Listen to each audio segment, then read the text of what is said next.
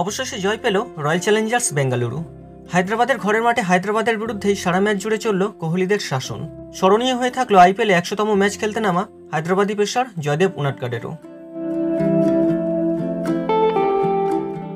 আইপিএলের পর্দা উঠেছে 22শে মার্চ, অতীত হয়েছে 41টি ম্যাচ, কিন্তু পয়েন্ট টেবিলের এখনও শেষ চারে জায়গা করে নিতে পারেনি কোহলি ব্রিগেড। কোটিপতি লিগের পয়েন্ট তালিকায় তারা এখন 10 নম্বর দল।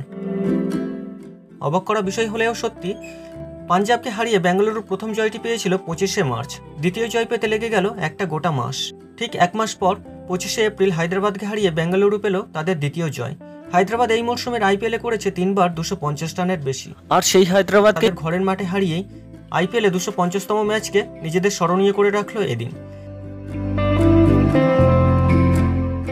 আইপিএলের ইতিহাসে এখনো পর্যন্ত বেঙ্গালুরু খেলেছে 250টি ম্যাচ, যেখানে পরাজয়ের সংখ্যাটা জয়ের সংখ্যার থেকে ছাপিয়ে গিয়েছে। বেঙ্গালুরু এখনো পর্যন্ত 127টি ম্যাচে পরাজিত হয়েছে এবং জয়ী হয়েছে 116টি ম্যাচে।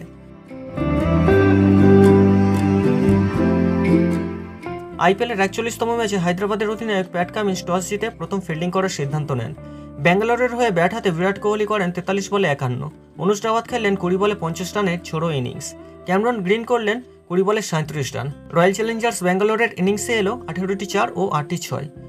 নির্ধারিত 20 ওভারে 7 উইকেট হারিয়ে বেঙ্গালোরের রান সংখ্যা দাঁড়ায় 206।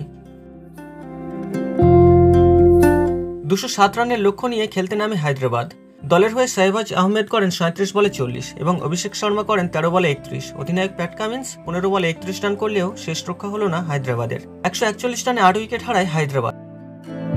শেষ পর্যন্ত 20 ওভারে 8 উইকেট হারিয়ে 171 রানেই থামতে হয় প্যাট কামিন্সদের। বেঙ্গালুরু এই ম্যাচ জয়ী 35 রানে।